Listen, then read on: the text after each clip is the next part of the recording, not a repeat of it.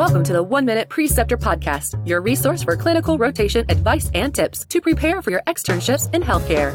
Learn how to earn letters of recommendation, prepare for your clerkship, and excel at patient care from preceptors with years of practice. We interview physician educators in every specialty and clinical setting to discuss how to prepare for your rotation and improve your clinical experience. Here is your host and med-ed entrepreneur, Chase DeMarco.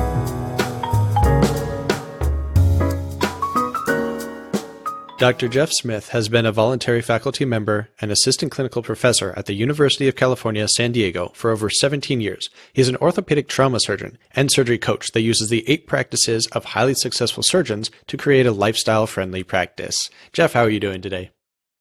I'm doing great, Chase. Thanks so much for having me. No, thank you, and thanks for rescheduling. I know the first time we had some audio issues, so I'm glad we can reconnect and get this valuable information from you and your practices and side groups here to the other faculty and students that might be listening to this. Yeah, based upon what you're telling me, I hope this will be super valuable to medical student audience and the preceptor teacher audience. That'd be great. I'm so excited to be here. Yeah, there are not many resources out there for preceptors and physicians looking to maybe become a preceptor. So if you're not in the academic setting, especially, it seems like, what would you do? You've been out of it for many years. There are no resources out there. So this should be a good resource for both preceptors and students and really gets the clinical education environment more easily accessible and allow people to prepare a little better for it. Fantastic. I think you're doing a great thing and look forward to seeing your future podcasts as well. Well, thank you so much.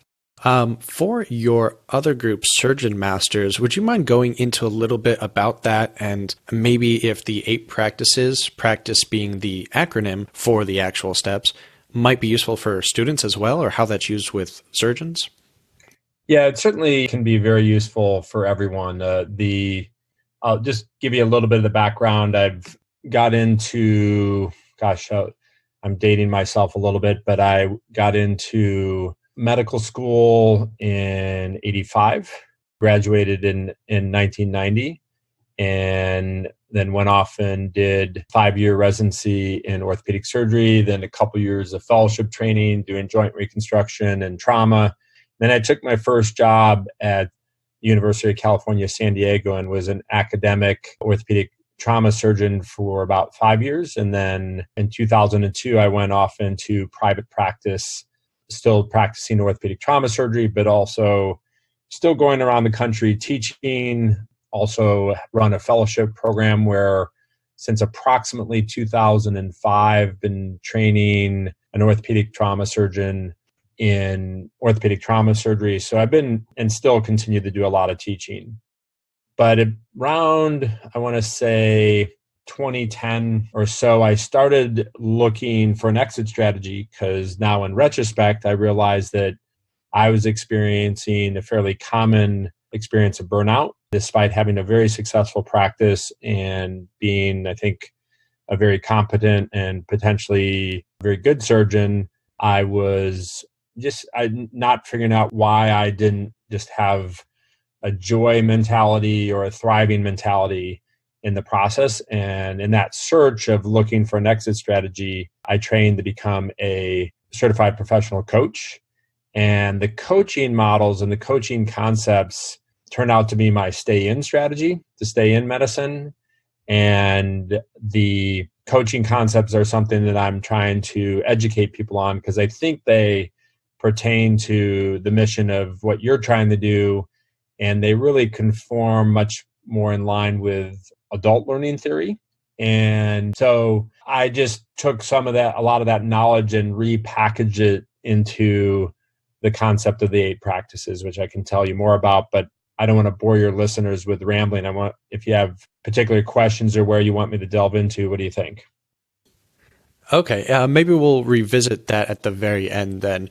But I think that's a great point that you make is whether it be from education, such as the point of this podcast, or through personal training, such as mentorship, we're kind of tossed into the deep zone and not given any way to swim, not given the skills or the support necessarily for a lot of physicians and students as well to be mentally healthy and successful in these very stressful occupations. So I think that what you're doing is very great too. And the whole aspect of physician life coaches and coaching in general and mentorship seems to be gaining a lot of familiarity and publicity lately. So I think that is definitely the route we need to go in the future to just for everyone to be healthy. Yeah, and I think the general principles have the ability to be applied to wherever you are in your career or training.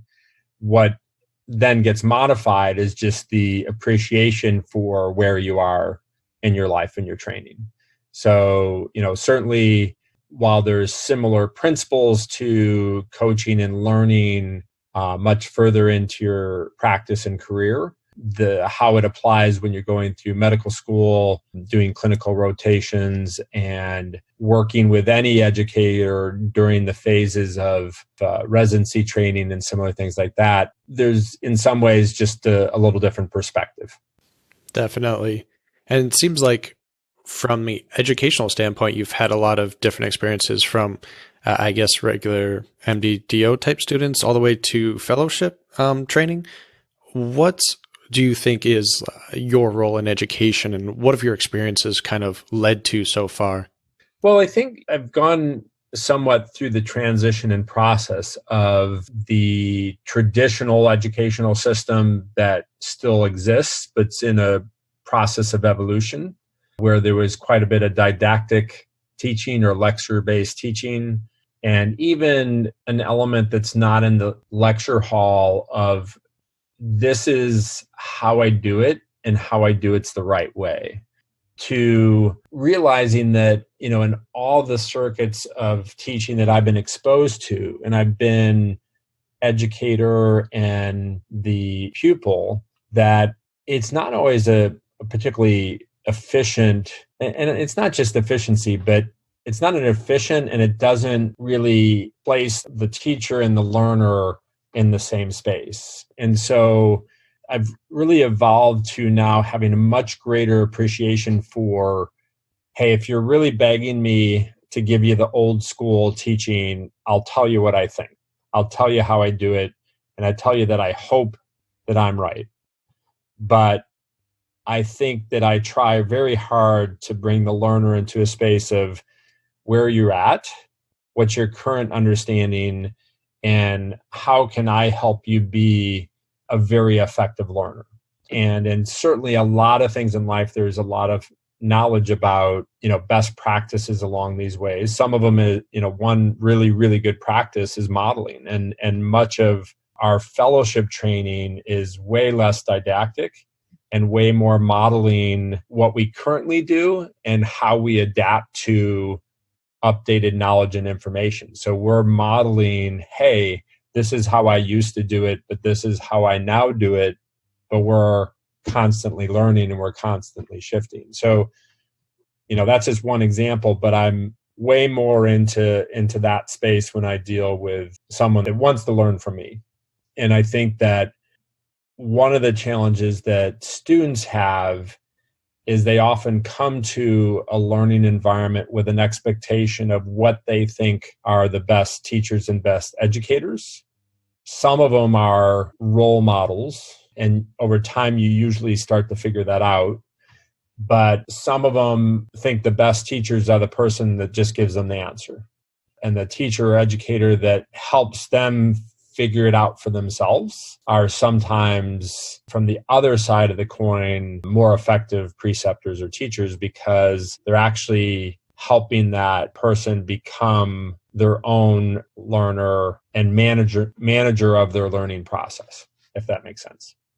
It seems like a lot of information for medical education, whether it be the basic science or clinical science, is really strongly influenced by anecdotal evidence. It's whatever your fellow classmates said, whatever you heard on a blog, something to that degree, without maybe the best methods behind it or the best evidence base behind it. It sounds like that's part of what you're talking about there, is the best preceptor is who they're going to like the best, or who's going to maybe give them the easiest grade for that rotation, without really clarifying what makes a good preceptor, what models of education should be followed. Is that kind of what you're getting at? Yeah, and I think it's an integration. I mean, I think that some of that's the nature of different learners and the way human beings are. There's a lot of this information that we hear about in politics and in life, that the anecdotes or the stories are what actually drive people to change, but without any scientific basis behind it, right? It doesn't mean that you're changing in the direction that is actually going to be most effective. So I think it's kind of a blend of both. We're appreciating that there are anecdotal ways to convey information, but you also have to balance and integrate that with what's scientifically proven, whether it's a teaching method or whether it's an actual method of practicing something in medicine. The blend has the advantage of expanding knowledge, but actually understanding that people don't change their behavior simply on knowledge. Yeah, it's kind of anecdotes pull on the emotional heartstrings a little bit more, and they get the emotional tone, but not necessarily with the logic or evidence behind it. So having a mixture of the two, the logic and emotion, would be a great way to instigate change. Absolutely. Do you see this happening a lot with preceptors currently in your specialty or in the past, where maybe those in surgery in general, or more specifically with orthopedic surgery, things that they're doing right or things that they're doing wrong, things that future preceptors should maybe be aware of and learn from? I do think there's transitions and examples of that. I think that what's challenging on the side of the student is that it's often you're coming at it from a perspective that it's not necessarily bad, but you're coming at it always just a little bit behind on what you should and need to know, right? I used to tell people that when you get into medical school, you'll finally figure out what you should have asked when you were going to get into medical school. And when you get into residency, you finally figure out what you should have asked getting into a residency. But it's the nature of things, it's the nature of life, and it's not something that's really a negative. You're going to go through that process of learning what you need to know as you go along, and you're going to turn out great anyways. So, but along the way, there are just enough bad examples that to most students or most people that are learning, and that would go for me as an educator, right? As I'm learning, when I finally know a little bit more, I then finally get it, right? So again, it's okay, but where you have the bad examples, you sometimes can't decipher that it's a bad example or that it's not a great teaching methodology. The thing that I think will help anyone along the way is just the awareness that there's a debate there as to what are effective ways and what are not, and to both be willing to have self-awareness of your strengths and challenges in learning, or where you may disagree with how it's being taught, but be able to step back and think, well, wait, does that still have value to me? Does it still have a perspective that might be a way for me to learn something here and expand my knowledge and skill? And then the awareness that that person that you're working with may be teaching you an old technique, maybe teaching you in a less than ideal technique, and just the knowledge of that is a possibility is a great first step. I'm guessing it would probably be difficult for most medical students anyway to notice if there's an old technique that their surgical preceptor is using, but maybe for residency, where you're a little more familiar with the differences and what's old, what's new, could point that out a little better. Is there a way that you would recommend maybe approaching a preceptor if someone noticed that happening, some way to help them improve and help the student's education as well without getting on their bad side? Yeah, don't sweat it. So the example would be that anything that you're learning now is not going to be how it's done. Well, I exaggerate. Tons of the stuff that you're learning right now will not be how it's done 10 years from now. That's a good point. Okay. So, I mean, the most obvious recent examples are the amount of minimally invasive cardiovascular surgery. Everybody that learned it initially that's teaching you now learned it as primarily open procedures.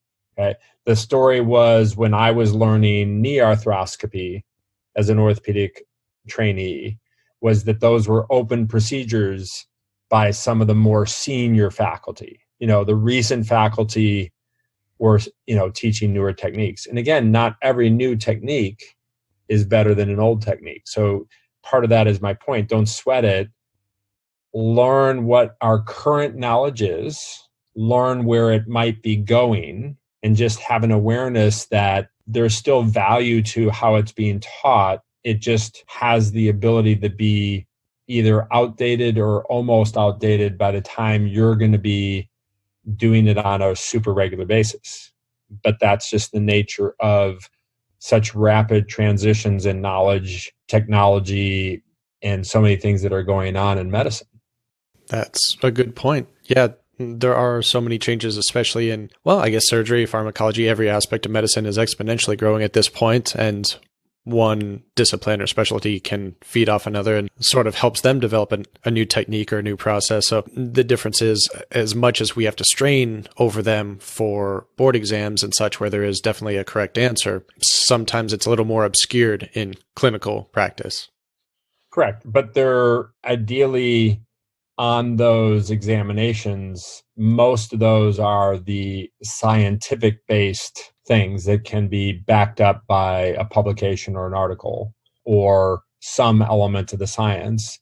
So again, that's one piece of your learning. And then the other piece of the learning is that may evolve over time. And your strength is going through the steps of succeeding where you're at, but also going through the steps that as medicine evolves, that you realize there's not an endpoint. You're still going to be learning 10 years into your career and 20 years into your career like I am. For the clinical setting in particular, surgery is a little bit unique in the aspect that, the show's called the 1 Minute Preceptor, and we often discuss the 1 Minute Preceptor model or other models that are useful in education, but that's more for primary care and for other specialties where you will see a patient, take a history, do a quick physical, and usually come back out to join your preceptor. In surgery, I could see this being done in pre-op and post-op, but are you aware of any different strategies or methods for while in the surgical suite, while in the operating room, that most surgical preceptors might implement, even if there's not necessarily a name for it, just sort of a process that everyone follows to some degree? Yeah, tough question, but I think if I spent a little bit of time going through your 1 Minute Preceptor model, I'd be able to fairly easily come up with a parallel. Because again, I think it's talking about broader concepts, right? And while some of this is knowledge-based, in the operating room, you're a little less driven to have that be your ideal setting for knowledge growth and more for an opportunity for skill growth.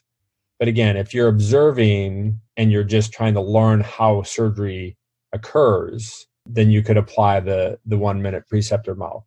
Again, from a student perspective and the preceptor perspective, it might be different, but having that shared communication that's getting a commitment, right? That, what can I learn in this case at my level and training?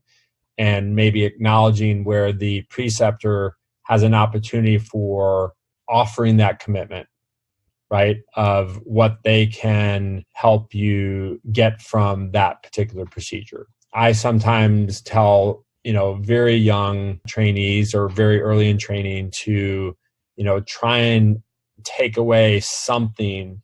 There's always, that live experience in the surgical setting. Well, I don't want to miss anything. It's like, well, that's a little overwhelming, isn't it? So, all the opportunities for learning in a particular case is overwhelming. And so just looking for that, and then whatever you're going to learn, then like you point out, to probe for supporting evidence that it's an effective thing, that it's supported by what you thought, right? And then again, a lot of this is also receiving feedback. What did I do well in surgery? What can I improve upon? And an acknowledgement of other positives. I think the other challenge in just any teaching model, if I point out all the questions you got wrong on a test or all the things that you didn't do right, then, you've sort of tuned out after the second or third one any learning opportunity. If I highlight mostly what you know and where your knowledge is and where it's advancing and where you've made progress, then you're receiving that information much better. And that's just, again, a concept of a little bit of human nature, right? That people receive positive information better than they receive negative, but there is a lot of value in small critiques of doing something a little different or a little bit better. Okay, so small bits at a time sounds sort of more intuitive on the aspect of the preceptor to feel out where the student is, where they're going to receive the most benefit and not overwhelm them with too much information at one time. Yep. Let me twist it around a little bit for you and see if this is of value. So when you look at, that interaction between preceptor and student, there's a knowledge exchange, there's a learning exchange, right? But there's an element of an audition. There's an element of, I want to get accepted for the audition. That's a different thing that sometimes gets in the way.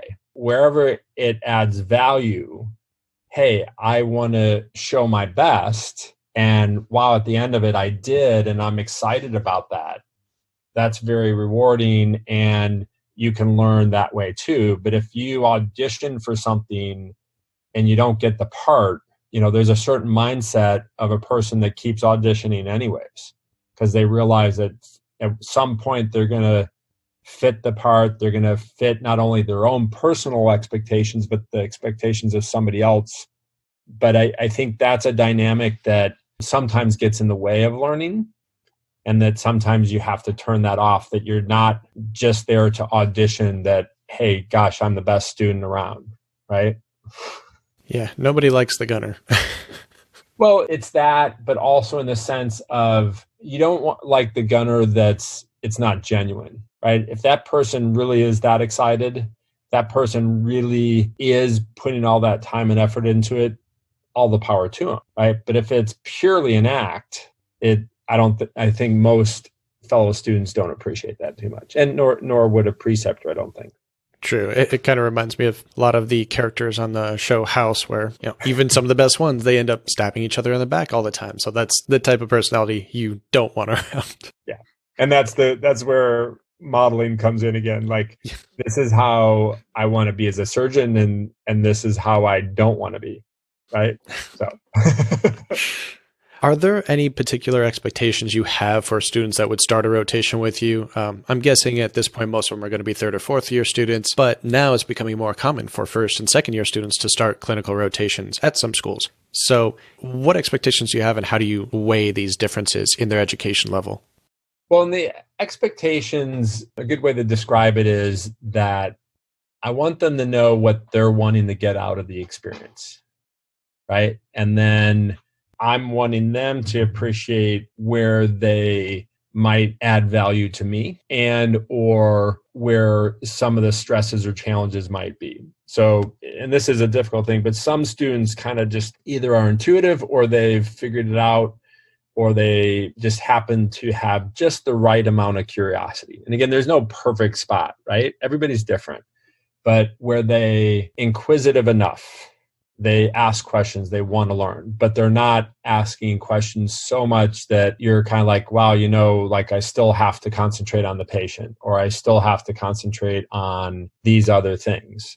And being sensitive to, look, it's a timeline. If you're on a rotation, you don't have to get everything done in the first day or the first week on the rotation.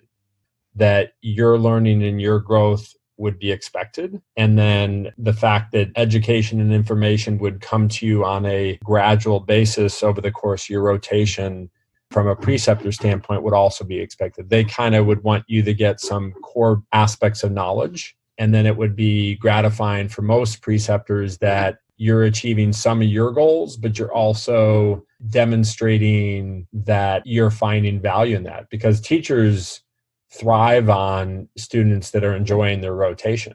right? So there's a balance there. Like, and if you're not enjoying because you thought you were supposed to learn one thing and you didn't, then, both people are going to probably lose in that experience. Whereas if you in the first few days or first week of a rotation conveyed, hey, I'm really hoping to learn this or have this kind of an experience, or this is what I want to get out of this, then sometimes that conversation early on can redefine that expectation because it may not be realistic, or might be able to acknowledge, wow, that's pretty reasonable. We're gonna be able to do that really well, and give you a little bit of foreshadowing or notice how to have that experience flow in a way that's beneficial to the student as well.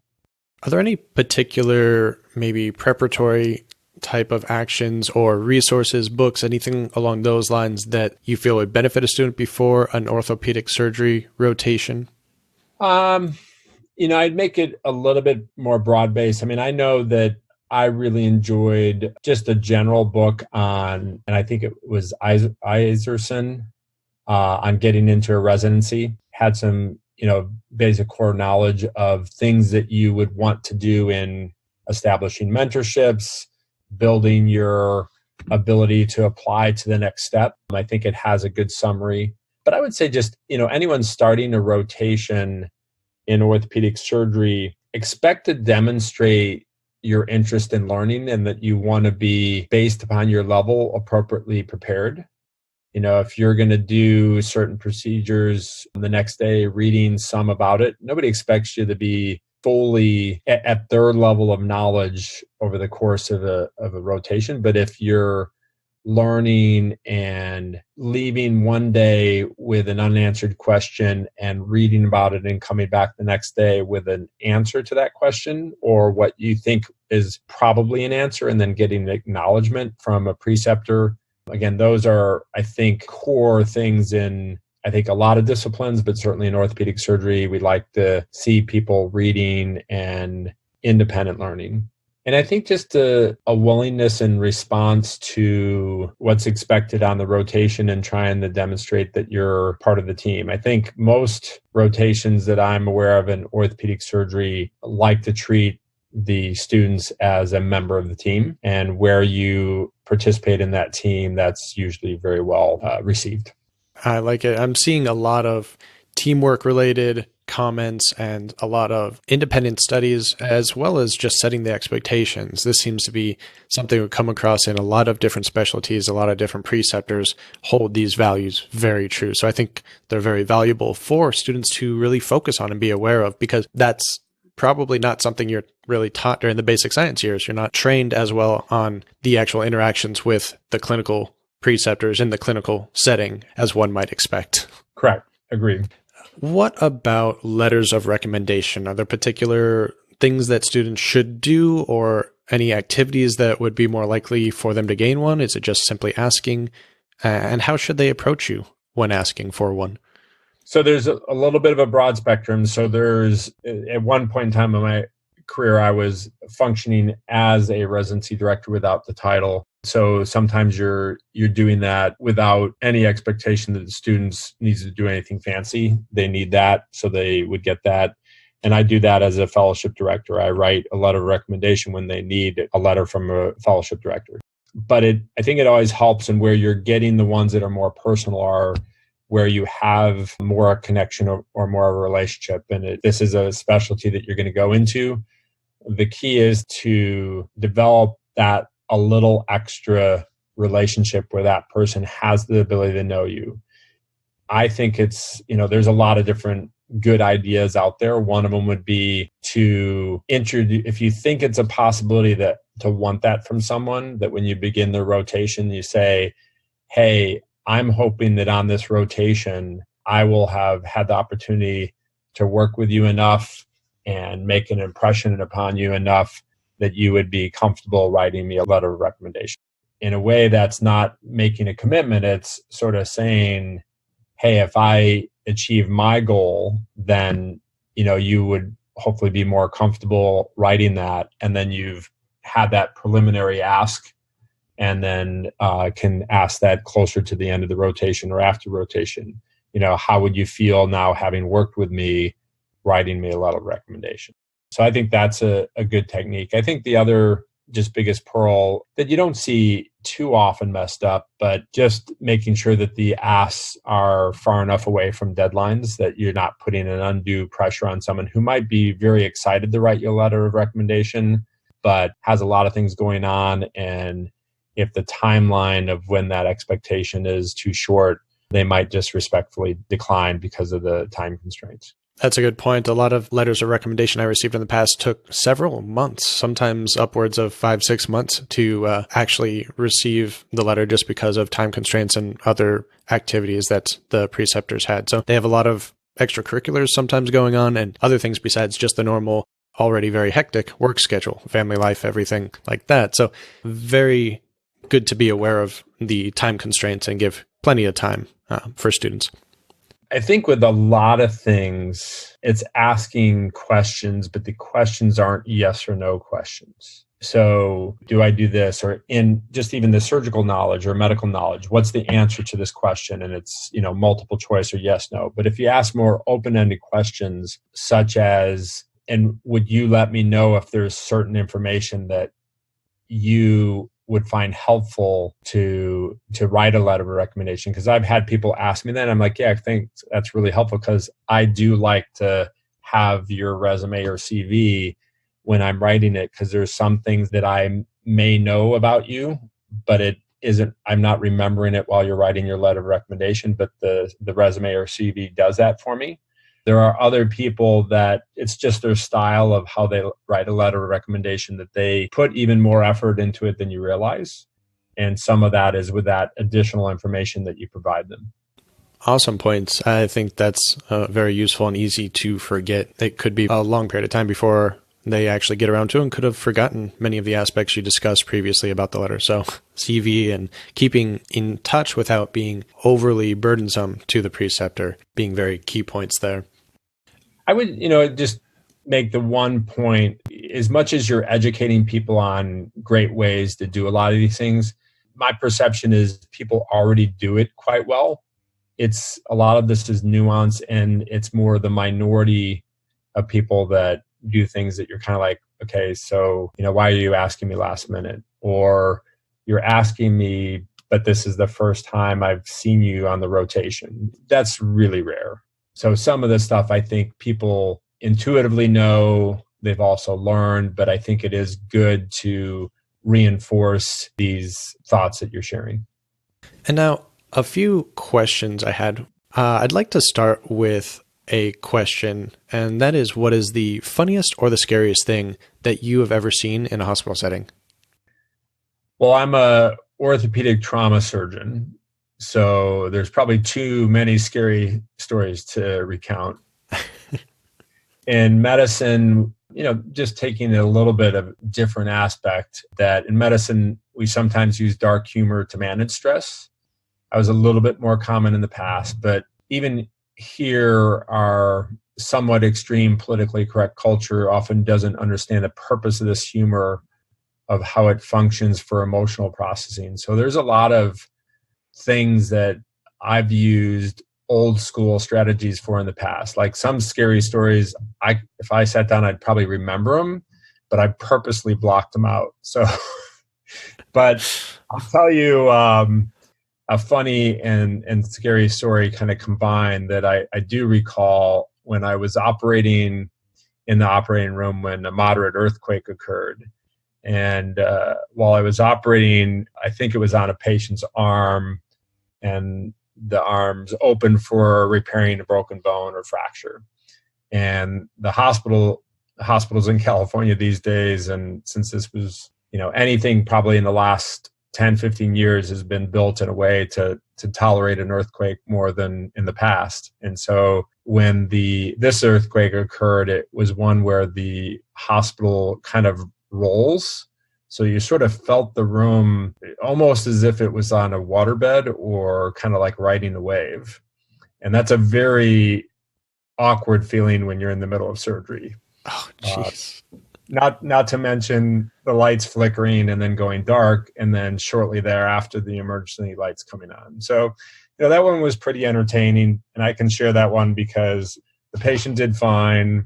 We did fine. There was really no lasting damage, but it was a very interesting experience. I guess you just kind of have to roll with the hospital and wait for it to stop shaking. Exactly. I'm not looking forward to the next major one. So hopefully I don't have to live through that. For personal questions, you can choose either one of these or both if you want, but is there anything that you would have done differently in your educational career up to this point?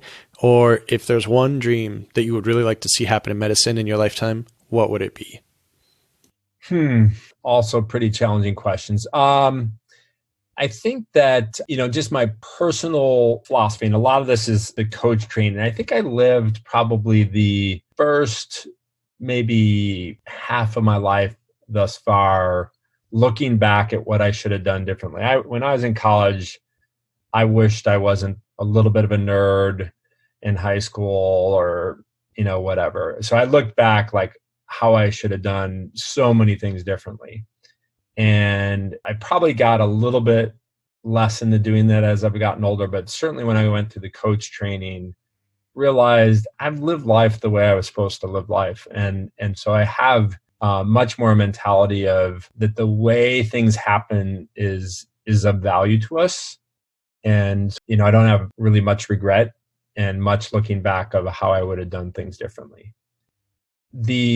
What I would like to see in medicine is that we really incorporate the concepts of wellness and self-care into the training. And I appreciate that training's a harder time in life. If you think about a lot of high performance areas, whether it be music, dance, sports, younger people can tolerate a lot more stress and lack of sleep and pressure on their bodies when they're younger. So I'm not thinking that this should be an abrupt 180, that, somehow medicine and the training should be easy. I don't think that's really going to be an effective way to train and learn. But I do think that learning the concepts of wellness and how to incorporate them into a very busy and challenging training are important to have as a foundation to expand upon as you get further into your career. And, there's so many examples that are, mental, emotional, and physical. If you just take in surgery, like when I was training the concept of ergonomic positioning, how you stood or how the table height, other things like that, there was probably maybe 5 to 10% of preceptors that actually understood it and were trying to teach people, hey, you really shouldn't slouch like that.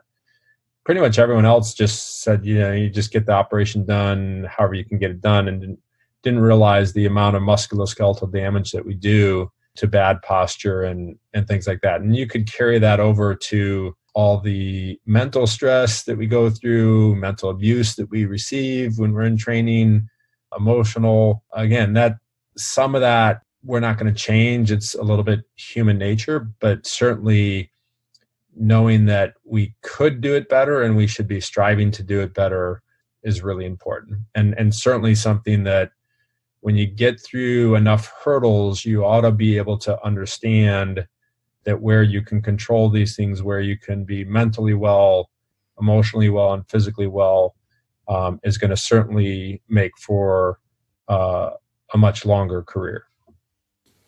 Very cool. And these should be implemented in medical school. So the actual learning environment then set up this way, set up to promote these types of healthy lifestyles. And then you're just used to it. So you would bring that with you into the clinical setting, into the medical arena later on. Yeah.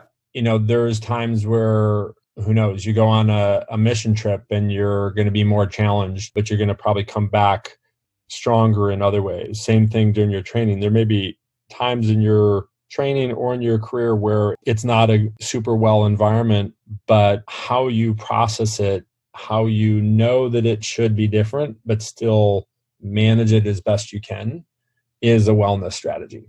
It's a wellness learning. So again, it's both sides of the coin. Understand where we're at and where we're trying to get to, and knowing that it can't just change instantaneously because there's just too many things in the system that are not well right now. And I know we didn't get to go into great detail about Surgeon Masters or the 8 practices technique. Where could students or preceptors listening to the show get more information about these? Well, they can go to surgeonmasters.com. They can also contact me, Jeff at surgeonmasters.com, for my email and learn more. Certainly the site has some information, but a lot of stuff is out there, is shared and free information. But the 8 practices are, in essence, basic concepts of all the areas that we ideally want to excel in. Because if we're improving in all those 8 areas, we have a much greater chance of being highly successful or what have you. So it's really a performance improvement methodology that can be applied in a bunch of different ways. And I'll just rattle it off real quick. The 8 practices are P, passion for performance improvement; R, reciprocity of roles and relationships, which is just that give and take of the various sorts of roles and relationships we have. A, for attitude resilience. Again, a lot of this is about positive attitude and building resilience off of both positive and negative experiences. And then C, communication with mutual understanding. T, time life management using rhythm, because in most medical careers or issues, most people can't fathom how it would be work-life balance, but you can get rhythm in your life and be incredibly gratified, satisfied with your career and your life. And then there's the I for inspiring to shared goals. And then the second C, which is complex problem solving through simplicity. So the greatest example is the 8 practices is kind of a more complex methodology. So you sometimes have to break it up into its individual parts to actually solve a complex problem, right? And then lastly, the E, which is energy for personal and practice wellness.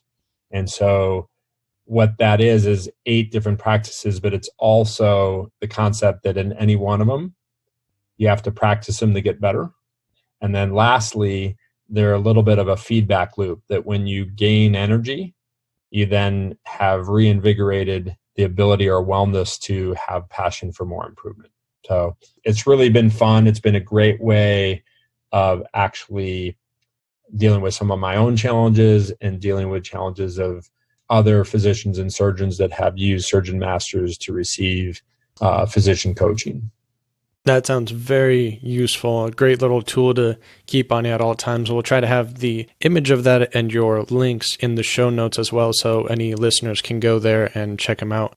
Thanks for having me. And keep in mind that essentially your audience is already really far along in the process of where they're wanting to be. And 99% of them are going to get there, maybe even higher than that.